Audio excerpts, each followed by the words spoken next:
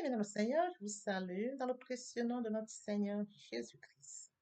De la bienvenue sur cette chaîne, l'unique véritable Dieu, où je partage la parole vivante, la parole efficace, la parole créative, celle qui était au commencement. Au commencement était la parole. La parole était avec Dieu, la parole était. Je souhaiterais aider chacun de nous à se rapprocher de Dieu afin de développer une relation d'intimité avec Dieu. Et oui, bien, mes frères et sœurs en Christ, connecter l'univers véritable Dieu, c'est de s'édifier via la parole. Il est écrit dans Matthieu 4, l'homme ne vivra pas seulement de pain, mais de toute parole qui sort de la bouche de l'Éternel. Connecter l'univers véritable Dieu, c'est de partager. Je connecte cette chaîne pour partager la parole de Dieu. Et je vous prie, bien mes frères et sœurs, après vous être édifiés, de partager autour de vous afin d'aider à l'éducation des autres. Connecter le véritable Dieu, bien mes frères et sœurs en Christ, c'est de grandir spirituellement. Deux possibilités s'offrent à vous. La première, c'est de s'abonner via YouTube sur l'Unique Véritable Dieu ou encore sur Facebook, Bat Divine Family. De la sorte, vous allez recevoir plus d'enseignements, ce qui vous permettra de grandir spirituellement. Et oui, bien mes frères et sœurs en Christ, grandir spirituellement vous permettra, bien mes frères, de vous rapprocher davantage de votre Dieu. Bien, mes frères et sœurs en Christ, il est écrit dans la parole de Dieu, il y aurait plus de joie au ciel, juste pour un seul pécheur qui se repent, que 99 justes qui n'ont pas besoin de repentance. Et oui, bien, mes frères et sœurs en Christ, je vous invite donc à vous joindre à moi, afin qu'ensemble nous partagions au maximum la parole de Dieu. Et sur ce, plusieurs personnes vont se repentir et se convertir. La parole touchera les vies, elle changera les vies, elle transformera les vies, elle illuminera les cœurs, elle édifiera les vies. De la sorte, nous allons inonder le ciel de joie et encore de joie. Merci, Seigneur. Bien-aimés dans le Seigneur, passons en prière. Dieu de bonté, Dieu d'amour, Dieu de miséricorde, Alpha, Oméga, je bénis ton nom ce matin, je t'élève, je t'honore, je t'élève, je t'acclame. Je célèbre ta grandeur, le Dieu qui dit la chose s'accomplit, l'unique véritable Dieu, c'est toi.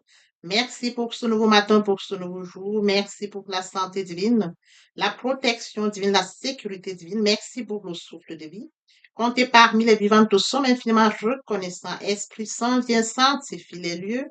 Dresse autour de moi un mur de feu afin d'éloigner toute influence négative qui pourrait nuire à ma prière, à sécurise-la. Conduis-la afin qu'elle parvienne agréablement aux oreilles de mon Dieu. Merci, Saint-Esprit. Père, je te dis merci pour ce moment précieux et précieux où je viens partager la parole qui est au commencement, cette parole qui vit. Oui, Père, que cette parole s'en sémence dans les cœurs, ô Dieu grand, qu'elle porte dans les vies. Le Dieu qui sait le faire, l'honneur, la gloire et l'adoration te reviennent pour les siècles des siècles au nom puissant de Jésus-Christ. Je t'ai pris. Amen. Frères et sœurs en Christ dans le Seigneur, poursuivons par la lecture de Jean 20 à partir du verset 23. Là, il est écrit, ceux à qui vous pardonnerez les péchés, ils leur seront pardonnés, et ceux à qui vous les retiendrez, ils leur seront retenus. Il est bien évidemment écrit dans Luc 23, 34, Jésus dit, Père, pardonne-leur, car ils ne savent pas ce qu'ils font. Ils se partagèrent ses vêtements en tirant au sort. Nous pouvons lire dans Matthieu 6 à partir du verset 12, pardonne nos offenses, comme nous pardonnons aussi à ceux qui nous ont offensés. Ne nous induis pas en tentation, mais délivre-nous du mal, car c'est à toi qu'appartiennent dans tous les siècles le règne, la puissance et la gloire. Si vous pardonnez aux hommes leurs offenses, votre Dieu céleste vous pardonnera aussi. Mais si vous ne pardonnez pas aux hommes, votre Père céleste ne vous pardonnera non plus vos offenses. Permettez-moi d'aborder un point très important, celui de mourir en soi et de naître en Christ. Via la repentance et la conversion, nous étions de leur nombre, loin du Père, loin de la source, loin de notre premier amour. Par la grâce de Dieu, nous sommes repentis et convertis. Qu'en est-il de mon prochain? Créature merveilleuse, admirable, unique, mais loin du Père. Il est écrit dans la parole, mon peuple périt par manque de connaissance. Conscient de ce fait, je vous prie de vous joindre à moi afin qu'ensemble nous partagions la parole. La parole les atteindra. Après s'être édifiés, ils reviendront à leur premier amour via votre canal. Ils vont se repentir et se convertir. De la sorte, nous allons inonder le ciel de joie et encore de joie. Je consacre la deuxième partie de mon enseignement à cela où j'apporte plus de détails pour ce qui est de la repentance et la conversion et je fais suivre la prière. La troisième partie fait suite à la deuxième. Il est question de la nouvelle vie. Les choses anciennes sont passées. Voici toutes choses sont devenues nouvelles. Et oui, frères et sœurs en Christ, permettez-moi de rebondir aux thématiques que nous avions déjà abordées. En début d'année, nous avons parlé de la méditation. Nous êtes allés chercher un Dieu puissant. Nous avons parlé de la méditation. Oui, frères et sœurs en Christ, n'oublions pas que Dieu nous a aimés le premier. Oui, frères et sœurs en Christ, il nous a fait créature merveilleuse, créature admirable, créature unique. Dieu nous a aimés le premier. Il nous a fait créature merveilleuse, admirable, unique. Oui, frères et sœurs en Christ, conscients de ce fait, du fait que Dieu a un calendrier pour notre vie, du fait qu'il nous a fait créature merveilleuse, admirable, unique, du fait que Dieu nous aime et détient la mission pour laquelle il nous a créés. Oui, frères et sœurs en Christ, nous nous rapprochons de notre Créateur. Via la méditation, nous allons chercher le Dieu qui nous a aimés le plus. Et pendant la méditation, nous recevons la parole par la foi. De la deuxième thématique que nous avions partagée. Au fur et à mesure que nous allons donc développer cette relation d'intimité avec Dieu, oui, frères et sœurs, nous mettons en application l'amour de Dieu. De la thématique qui suivait. Pendant la période pascale, Christ est mort à la croix de Golgotha. Le troisième jour, il est ressuscité. Et oui, frère, il a dit, Père, pardonne-leur car ils ne savent pas ce qu'ils font. Oui, frères et sœurs en Christ, tout est accompli. L'œuvre de la croix ne doit pas être vaine. Oui, frères et sœurs en Christ, d'où notre enseignement, où nous avons partagé la puissance de la résurrection. Nous avons suivi par le nom de Jésus. Oui, frères et sœurs en Christ, nous avons touché le nom de Jésus, qui est pour nous un nom très précieux. Nous allons en prière, nous allons toujours prier au nom de Jésus-Christ. Nous appuyons sur ce nom-là. Frères et sœurs en Christ, nous allons vers Dieu dans l'humilité, d'où cette thématique qui suivait aussi. Et lorsque nous vivons en communion avec lui. Oui, frères et sœurs en Christ, vivre en communion avec lui, frères et sœurs en Christ, nous développons encore cette vie, la vie de sainteté, d'où la thématique sur la sanctification. Vous serez saints car je suis saint. Frères et sœurs en Christ, pendant la Pentecôte, nous avions donc touché le Saint-Esprit. Alors, frères et sœurs en Christ, le Saint-Esprit se manifeste en nous, comme mentionné dans la parole de Dieu. Ne savez-vous pas que votre corps est le temple du Saint-Esprit? Votre corps est le temple du Saint-Esprit. Il est question de comprendre que l'Esprit Saint habite en nous. Alors, à partir du moment où l'Esprit Saint habite en nous, frères et sœurs en Christ, l'Esprit Saint prend le total contrôle et l'Esprit Saint nous instruit, il nous inspire, il nous enseigne, il nous corrige. Oui, frères et sœurs en Christ, nous n'avons plus la capacité, mais c'est le Saint-Esprit qui nous dirige. D'où cette thématique, le Saint-Esprit. Oui, frères et sœurs, la progression dans la sainteté est le processus par lequel le Saint-Esprit nous rend de plus en plus semblables à Christ. Lorsque nous allons lire Romains 8, 29, car ceux qu'il a connus d'avance, il les a aussi prédestinés à être semblables à l'image de son Fils, afin que, frères et sœurs, son Fils fût premier-né entre les frères. Frères et sœurs en Christ, nous allons faire que Dieu, un Dieu trois fois saint, vous serez saint car je suis saint. Pour la thématique sur la sanctification. Oui, frères et sœurs en Christ, dans le Seigneur, pendant la période de la Pentecôte, nous avions donc touché cet enseignement qui porte sur le Saint-Esprit.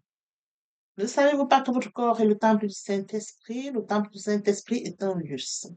Oui, frères et sœurs, conscients du fait que notre corps est le temple du Saint-Esprit et que nous avions Dieu qui vient à nous, frères et sœurs en Christ, le temple du Saint-Esprit est un lieu saint. Nous devons vivre donc dans la sainteté. D'où cette thématique-là. Frères et sœurs en Christ, après cela, nous avions abordé la thématique sur le pape. Une thématique très importante. Pourquoi? Parce qu'elle nous permettra de rentrer dans celle-ci que nous abordons aujourd'hui. Parce que la parole de Dieu dit, lorsque vous allez devant le Père, si vous allez vous rendre compte que vous avez péché, il faudrait que vous alliez d'abord demander ou alors accorder le pardon à celui ou à celle qui nous a offensés et de venir donc, revenir donc en prière ou alors revenir vers nos pères. Nous avions abordé cette thématique qui portait sur vos parents. Aujourd'hui, donc, frères et sœurs en Christ, en fait, toutes ces thématiques que nous avions abordées, elles seront très utiles. En ce sens que nous allons donc, par notre démarche, comme nous avons connaissance de la parole de Dieu, nous connaissons Dieu, nous l'avons connu au fur et à mesure que nous avons développé cette relation d'intimité via la méditation de sa parole, nous mangeons la parole, nous buvons la parole, nous allons dans l'humilité devant Dieu, oui, frères et sœurs en Christ, nous vivons dans la sainteté, la sanctification le plus longtemps que nous sommes en communion avec lui, frères et sœurs en Christ, la purification intérieure se met en route. Alors, aujourd'hui, nous allons donc parler à ce Dieu trois fois saint. Vous serez saint car je suis saint. Nous allons lui parler, frères et sœurs en Christ, dans l'humilité. Et lorsque nous allons parler à Dieu, il faudrait que nous puissions nous examiner. Ai-je péché? Ai-je offensé? L'importance, frères et sœurs, comme elle est écrite dans Ésaïe 59, ce sont vos fautes qui mettent une barrière entre vous et votre Dieu. Oui, frères et sœurs en Christ, conscients de ce fait, il est très important que nous puissions demander pardon. Nous avons affaire à un Dieu trois fois saint. Nous devons pardonner ceux qui nous ont offensés. Et frères et sœurs en Christ, nous devons bien évidemment demander pardon pour ceux que nous avions offensés afin que notre relation avec Dieu soit maintenue, afin que lorsque nous allions dans le lieu secret, entre dans ta chambre, parle à ton Père qui est dans le lieu secret, le Dieu du lieu secret te répondra. Oui, frères et sœurs en Christ, ce sont nos fautes qui mettent une barrière entre nous et notre Dieu. Donc, il faudrait que nous soyons très attentifs, que nous puissions vivre dans la sainteté et de fuir le péché, pour garder cette relation avec Dieu. Oui, frères et sœurs en Christ, nous allons donc poursuivre aujourd'hui notre enseignement. Oui, frères et sœurs en Christ, nous allons poursuivre notre enseignement intitulé Quiétude. Nous avions déjà commencé cet enseignement depuis les semaines d'avant. Nous avions plongé dans cet enseignement via des exemples bibliques. Aujourd'hui, nous poursuivons toujours dans la même lancée et nous allons essayer de voir, frères et sœurs en Christ, au fur et à mesure, répondre à cette question qui est tu. Lorsqu'on nous pose la question qui es-tu, frères et sœurs en Christ, nous avons souvent tendance à comprendre, c'est-à-dire nous répondons souvent en partant de notre nom, frères et sœurs en Christ. Oui, frères et sœurs en Christ, Dieu regarde au-delà des éléments de l'homme. Dieu regarde différemment de l'homme. Oui, frères et sœurs, lorsque Dieu regarde, il regarde à notre identité spirituelle. Dans la Bible, cette question revient sous différentes formes. Par exemple, qui es-tu devant Dieu? Ou alors, qui es-tu lorsque personne ne te regarde? Ou encore, qui es-tu dans le plan de Dieu? Frères et sœurs en Christ, ce matin, donc, il est question de l'identité qui détermine la destinée. Beaucoup vivent en dessous de leur appel parce qu'ils ne savent pas qu'ils sont en Christ. Ainsi donc, frères et sœurs en Christ, nous allons aborder ce matin un point très important. Qui es-tu aux yeux de Dieu? Cette question nous permettra de pouvoir qui es-tu aux yeux de Dieu? Question importante, question qui permettra de creuser et de permettre que nous puissions apporter des éléments de réponse. Et pour ce faire, frères et sœurs en Christ, nous allons commencer par la lecture de Genèse 1 à partir du verset 26 jusqu'au verset 27.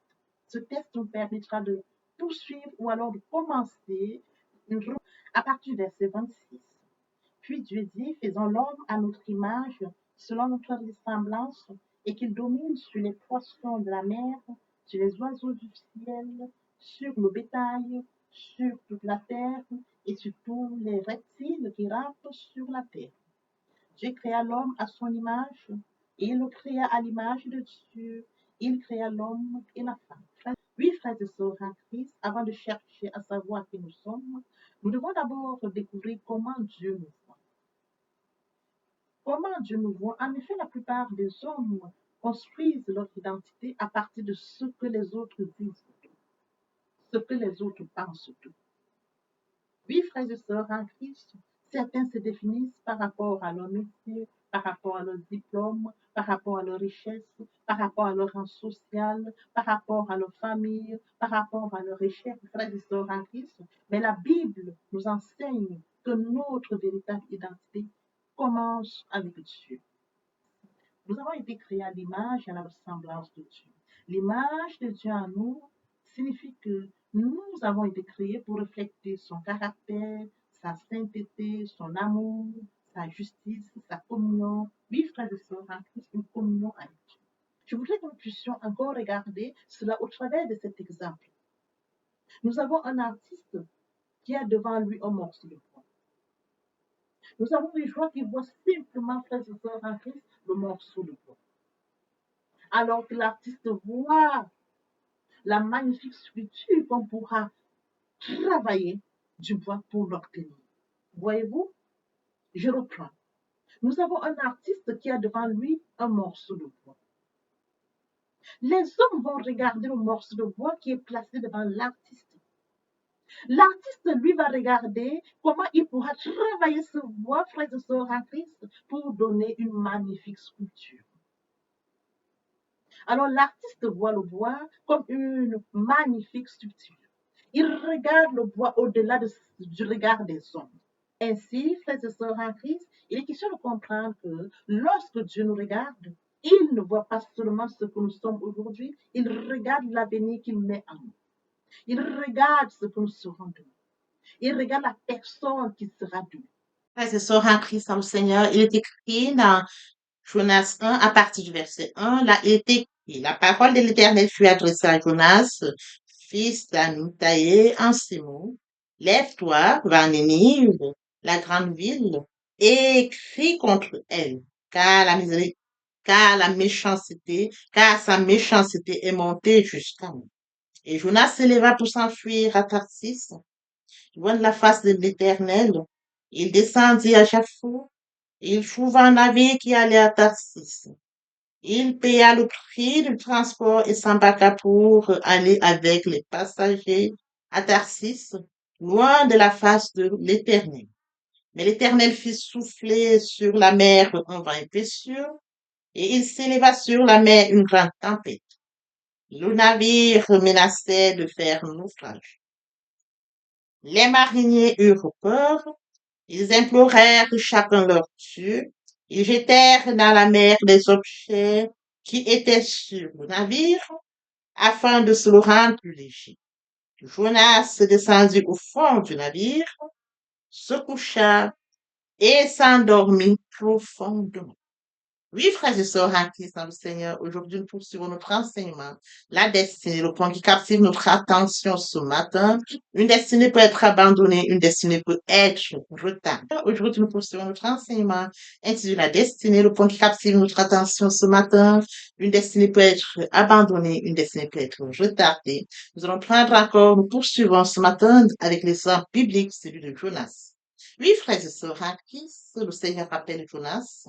Il appelle Jonas pour Nénive. Il appelle Jonas pour Nénive parce que les habitants, frères et sœurs en Christ, ont commis tant de péchés et le pied monté jusqu'à l'éternel.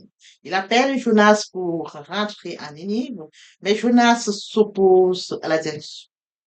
Justement parce que lui prend le chemin sur Tarsis alors que le Seigneur l'appelle pour Nénive. Qu'est-ce que Jonas voudrait?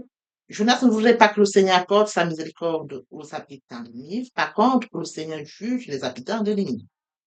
Frères et sœurs en Christ, lorsque nous regardons le chemin de Tarsis, frères et sœurs en Christ, peut représenter le chemin que nous choisissons à la place de Dieu. Ici, Jonas a choisi un chemin à la place de Dieu. Jonas voulait aller à Tarsis. Oui, frères et sœurs en Christ. Alors que Ninive représente le lieu de sa mission, Ninive représente le lieu où le Seigneur l'envoie, la ville où il doit aller, frères et sœurs en Christ, pour sa mission. Jonas va vers Tarsis. Il fuit vers Tarsis, la ville contraire à ce que le Seigneur l'appelle. Il choisit, frères et sœurs, sa fuite vers Tarsis. Oui, frères et sœurs en Christ. Il est question de comprendre que dans nos vies, Tarsis, frères et sœurs en Christ, peut prendre différentes formes. Il est question de comprendre que dans la vie, Tarsis peut prendre différentes formes. Cela peut être, frères et sœurs en Christ, une relation que Dieu nous demande de quitter. Cela peut être, frères et sœurs en Christ, une habitude que Dieu nous demande d'abandonner. Cela peut être, frères et sœurs en Christ, une mission que nous refusons, ou alors une responsabilité que nous fuyons. Oui, frères et sœurs en Christ, cela peut être un pardon que nous refusons d'accorder. Cela peut être une décision que Dieu nous demande de prendre. Cela peut être une vocation, frères et sœurs en Christ, que nous repoussons. Ou encore, frères et sœurs en Christ, cela peut être une saison de préparation que nous ne voulons pas accepter. Tarsis est l'endroit où nous voulons aller lorsque nous voulons faire notre volonté et non celle de Dieu.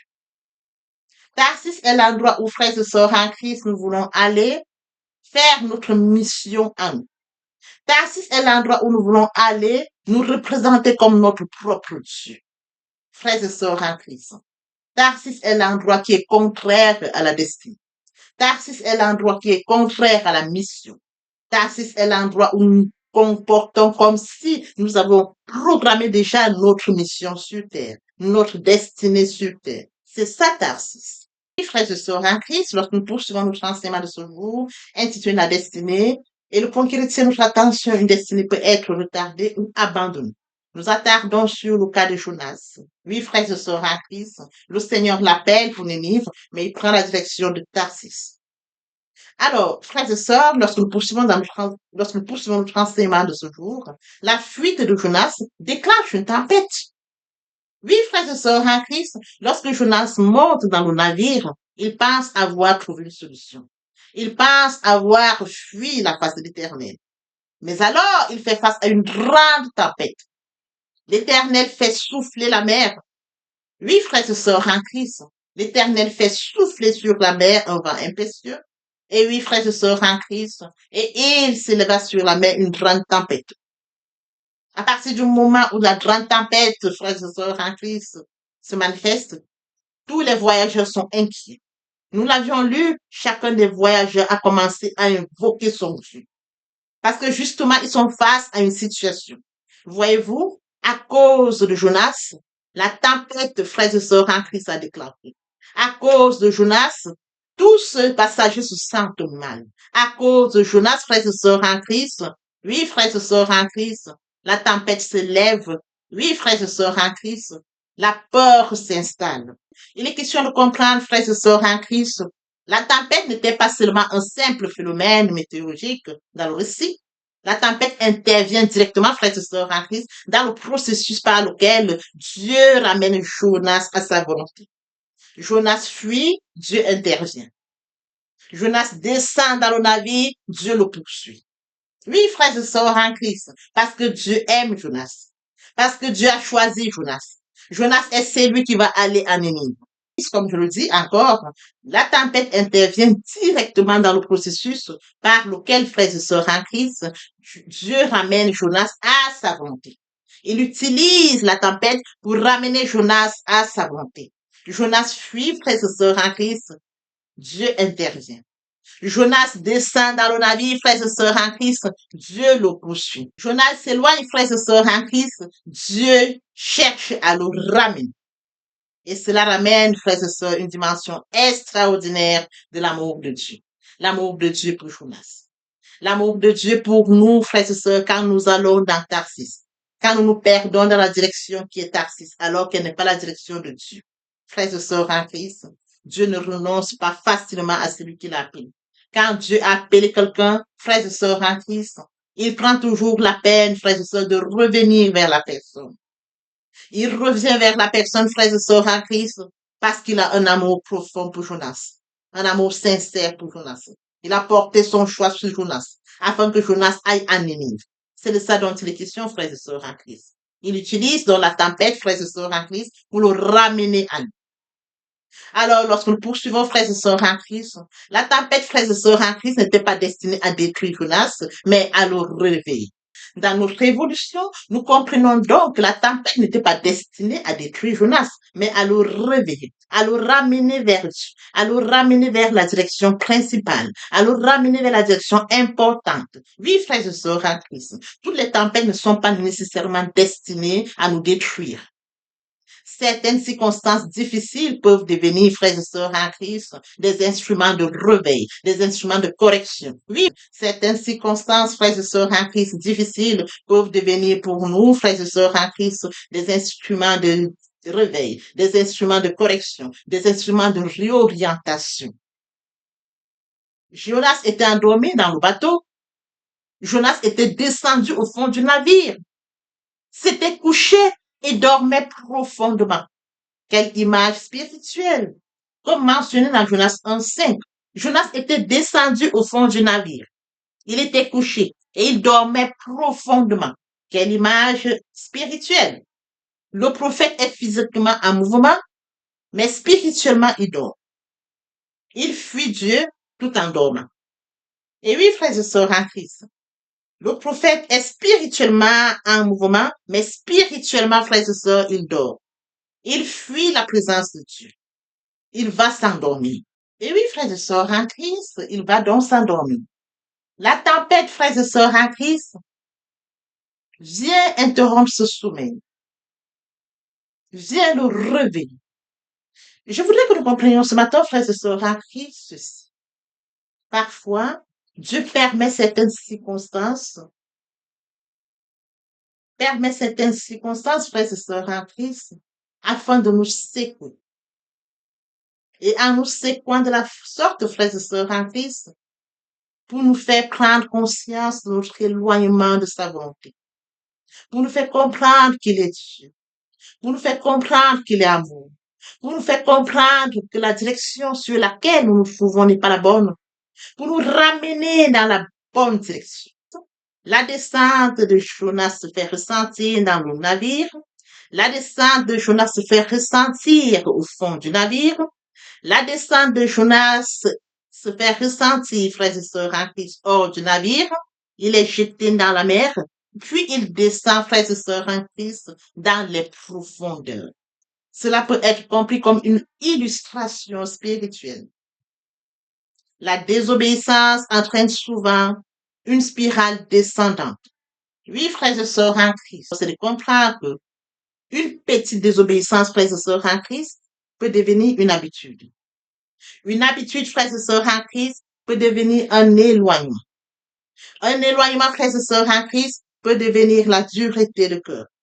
Et finalement, frères et sœurs en Christ dans le Seigneur, nous pouvons nous retrouver très loin de Dieu, loin de sa face, loin de la mission, loin de ce dont il avait préparé pour nous, la désobéissance. Oui, frères et sœurs en Christ, la désobéissance de Jonas affecte également les autres. La désobéissance de Jonas affecte les autres. En ce sens que, frères et sœurs en Christ, Jonas pense que sa décision est la bonne. Jonas pense, frères et sœurs en Christ, que sa décision ne concerne que lui, mais sa fuite, frères et sœurs en Christ, va affecter l'équipage en danger. La tempête menace le navire, les marins ont peur, ils jettent la cargaison à la mer. Oui, frères et sœurs, comme nous l'avons lu, ils jetèrent, frères et sœurs en Christ, des objets dans la mer. Ils jetaient les objets qu'ils avaient dans le navire, frères et sœurs en Christ, afin de le rendre plus léger. La désobéissance personnelle, frères et sœurs en Christ, peut parfois avoir des conséquences collectives. En ce sens que, frères et sœurs en Christ, cette désobéissance peut affecter notre famille, elle peut affecter nos enfants, elle peut affecter nos collègues, elle peut affecter la communauté, affecter notre ministère. Oui, frères et sœurs en Christ, les personnes que Dieu voulait atteindre à travers nous se verront retardées. Parce que justement, nous sommes dans la désobéissance. Cela nous enseigne une vérité importante, frères et sœurs en Christ. Notre destin n'est pas uniquement destiné à nous bénir, elle est destinée à bénir les autres. Lorsque nous allons dans notre destinée, frères et sœurs en Christ, Dieu nous accompagne dans notre destinée. Il est très important de comprendre que lorsque nous allons donc dans notre destinée, il y a des personnes, frères et sœurs en Christ, qui feront partie de notre destinée. Nous pouvons être leaders dans notre destinée. La mission principale est nous.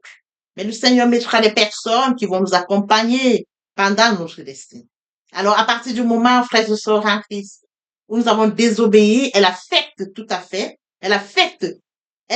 aussi les personnes, frères et sœurs en Christ, qui ont une destinée. Mais leur destinée est de nous accompagner dans la réalisation de la nôtre. C'est comme ça que Dieu essaye d'établir la destinée. Il y a des leaders, comme je le dis toujours, les cinq doigts de la main ne sont pas égaux. Nous avons le majeur, le pouce, l'auriculaire, le majeur et sa suite. Lorsque nous fermons la main, chacun joue un rôle. Chacun joue un rôle précis. Oui, frères et sœurs en Christ, le rôle joué par le pouce n'est pas le rôle joué par le majeur. Il est question de comprendre que, frères et sœurs en Christ, dans ta destinée, il y aura des personnes qui vont aussi, frères et sœurs, jouer un rôle dans ta destinée. Donc, à partir du moment où il y a désobéissance, frères et sœurs en Christ, ça affecte, frères et sœurs en Christ, la destinée des autres qui a été préparée par Dieu. Donc, en fait, les destinées, frères et sœurs en Christ, créées par Dieu, doivent s'effectuer dans la complémentarité suivant le plan de Dieu. Aujourd'hui, nous comprenons qu'en fait, la désobéissance entraîne, frères et sœurs en Christ, la destruction entraîne le retard de la destinée de plusieurs autres personnes, parce que dans une destinée, il est question de comprendre qu'on peut être leader et d'autres personnes qui feront partie de la destinée comme Dieu l'a préparée. Oui, frères et sœurs en Christ accompagneront à la réalisation de la destinée, même quand bien même ils ne seront pas leaders. Ce sont des personnes qui vont faire porter ce projet ou alors qui vont accompagner pour que cette destinée puisse se réaliser suivant le plan de Dieu. Papa, je t'aime. Papa, je t'aime. Oh, papa, je t'aime. Tu es mon papa. Papa, je t'aime. Papa, je t'aime. Oh, papa, je t'aime. Tu... Question pour nous d'acter la foi. Il est question pour nous de comprendre, comme le point précédent, de manifester le surnaturel. Naturel, la foi joue un rôle très important. Nous allons acter notre foi. Comme mentionné, la foi est une ferme assurance des choses qu'on espère. C'est-à-dire, la chose ne s'est pas encore réalisée. Elle ne s'est pas encore manifestée. La chose est encore dans l'invisible. Elle est encore dans le surnaturel. Il faut que la chose se manifeste dans le naturel. D'où la foi. Voyez-vous? Oh, la foi est une ferme assurance des choses qu'on espère, une démonstration de ce qu'on voit. Il faudrait qu'elle se démontre du surnaturel dans le naturel. Oui, frères et sœurs en Christ. Ainsi, la foi vient de ce qu'on entend. Ce qu'on entend vient de la parole de Dieu. Donc, de la parole de Dieu, frères et sœurs en Christ. Toute chose vient par là. Nous allons donc déclencher tout sur base de la parole. Même lorsque nous allons en prière, frères et sœurs en Christ, nous appuyons sur la parole. Nous appuyons sur la parole, nous sortons la foi pour manifester le surnaturel dans le naturel. Oui, frères et sœurs en Christ, sans l'exercice de la foi, personne ne peut être agréable à Dieu. Or, sans la foi, oh, la foi s'exerce dans la prière et c'est à celui qui croit que tout devient possible. Oui, frères et sœurs en Christ, pour résumer notre enseignement de ce jour, pourquoi devons-nous prier? Parce que Dieu nous a créé le premier, il nous a aimé le premier, parce que nous devons garder cette relation d'intimité avec Dieu. Oui, frères et sœurs en Christ. Pourquoi devons-nous prier? Parce qu'il faudrait que nous puissions grandir spirituellement. Pourquoi devons-nous prier? Parce que nous devons grandir spirituellement. Pourquoi devons-nous prier? Parce que nous devons rencontrer Dieu. Pourquoi devons-nous prier? Parce qu'il faudrait, frères et sœurs en Christ, exercer notre foi. Voyez-vous, ces points sont très importants en ce sens. Les uns comme les autres nous permettent, frères et sœurs, de rester connectés, nous permettent de grandir spirituellement, nous permettent, frères et sœurs en Christ, de rencontrer Dieu via la prière, nous permettent d'exercer notre foi, oui, frères et sœurs en Christ, de permettre également de manifester le surnaturel dans le naturel, parce que nous avons affaire à un Dieu omniscient, omnipotent, omniprésent, toute chose étant surnaturelle, spirituelle. Il faudrait que toutes ces choses, frères et sœurs en Christ, qui sont spirituelles, nous puissions acter notre foi, nous rapprocher les yeux, élever la voix, afin que ces choses surnaturelles, frères et sœurs, se manifestent dans le naturel, de par cette relation d'intimité via la prière. Ah, je t'aime, papa, je t'aime, oh, papa, je t'aime, tu es mon papa. Papa, je t'aime, papa, je t'aime, oh, papa, je t'aime. La prière est aussi un moyen de communication. Elle nous met en ligne directe avec le Créateur de l'univers. Quand tu pries, entre dans ta chambre, ferme ta porte et prie ton Père qui est là dans le secret. Ton Père qui te voit dans le secret te le rendra. Papa, je t'aime. Papa, je t'aime. Oh, papa, je t'aime. Tu es mon papa. Papa, je t'aime. Papa, je t'aime. Oh, papa, je t'aime. Tu es. Voici, nous allons poursuivre les deuxième et troisième partie de notre enseignement. Partie riche importante pour compléter cette première pour notre édification. Sur ce, je vous prie dans l'oreille pour la. Papa, je t'aime. Papa, je t'aime. Oh, papa, je t'aime. Tu es mon papa. Papa, je t'aime. Papa, je t'aime. Oh, papa, je t'aime. Tu es mon bien-aimé et mon Dieu, et mon Dieu, et mon Dieu. Oui, bien mes frères et sœurs en Christ, le moment est venu pour nous de poursuivre avec les deuxième et troisième parties de notre enseignement. Partie qui vient de compléter cette première pour notre édification. Se repentir, c'est regretter, c'est sans vouloir, c'est pleurer. La repentance est un changement d'attitude, se détourner de son mal pour se tourner vers Dieu. Venez, plaidons, dit le Seigneur, si vos péchés sont comme le cramoisi, ils deviendront blancs comme la neige. S'ils sont comme la pourpre, ils deviendront comme la laine. Se convertir, c'est le fait de déplacer le centre de gravité de ma vie ancienne vers mon Dieu. Se convertir, c'est de croire en Jésus-Christ. En un mot, nous pouvons dire que la conversion accompagne la repentance. Lorsque les cœurs se convertissent, le voile est ôté. Or, le Seigneur, c'est l'Esprit. Là où est l'Esprit du Seigneur, là est la liberté. Toutes les personnes qui ne se sont pas encore engagées à suivre le Seigneur, pour ceux qui se sont engagés, et qui auraient, pour ceux qui se sont engagés, et qui auraient abandonné quelque raison que ce soit, le moment est venu pour nous, bien mes frères et sœurs en Christ, de passer en prière via cette chanson. Miséricorde insondable, Dieu peut-il tout pardonner? Absoudra sidra coupable et mes péchés oubliés. Jésus, je viens à toi, tel que je suis, je viens à toi. Jésus, je viens à toi, tel que je suis, papa. Ah, répétez après moi la prière, Seigneur Jésus. Je m'engage à te suivre tes souffles. Je sais que tu es mort sur la croix de Golgotha. Le troisième jour, tu es ressuscité afin que je sois justifié. Merci, Père, pour l'œuvre de la croix. Merci pour l'amour que tu as manifesté au travers de ton Fils. Merci, Seigneur, pour le salut de mon âme. Merci pour avoir sauvé mon âme. Amen.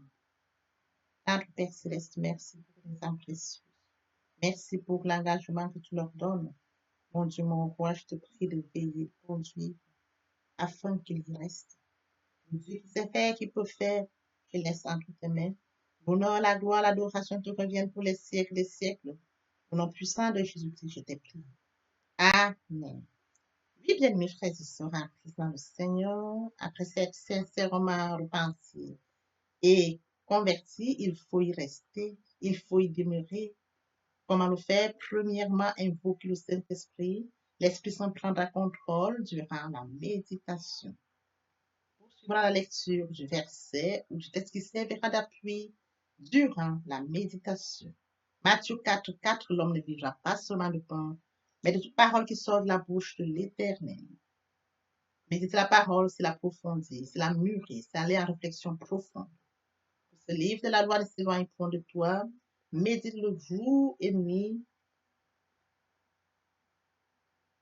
Que ce livre de la loi ne s'éloigne point de toi. Médite-le jour et nuit. C'est alors que tu auras du succès dans tes entreprises. C'est alors que tu réussiras. suivra la réception, bien-aimés, lorsque nous donnons. Oui, bien, mes frères et sœurs, suivra la réception, on ne donne que ce qu'on reçoit. Lorsqu'on plante une graine, on s'attend à la récolte. À louange la parole, à l'adoration la parole, en jeûne et prière la parole, déclarer la parole au moment opportun. Nous observons tout ça. Et oui, bien, mes frères et sœurs en Christ, après avoir médité la parole, nous devons recevoir la parole. Recevoir la parole via la foi. La foi est une ferme assurance des choses qu'on espère, une démonstration de celles qu'on ne voit pas. La foi vient de ce qu'on entend. Ce qu'on entend vient de la parole de Dieu, d'où par conséquent, la foi vient de la parole de Dieu. Recevoir la parole via l'obéissance. L'obéissance veut mieux que le sacrifice. Et l'observation de sa parole veut mieux que la rébellion. Après cela, bien aimé, il faut mettre en pratique la parole. On donne tout ce qu'on reçoit. Et oui, bien mes frères et sœurs en Christ, lorsqu'on plante une graine, on s'attend à la récolter. Et oui, bien mes frères et sœurs en Christ, lorsque nous plantons, nous attendons une récolte. En louange la parole, l'adoration la parole. Et oui, bien mes frères et sœurs en Christ, en louange la parole, à l'adoration la parole, en jeûne et prière la parole, déclarer la parole au moment opportun. Nous observons toutes ces étapes, nous verrons que nous allons grandir spirituellement, tout en gardant une relation d'intimité avec Dieu. Que l'Éternel Dieu vous bénisse ainsi vos familles respectives. À très bientôt. Amen.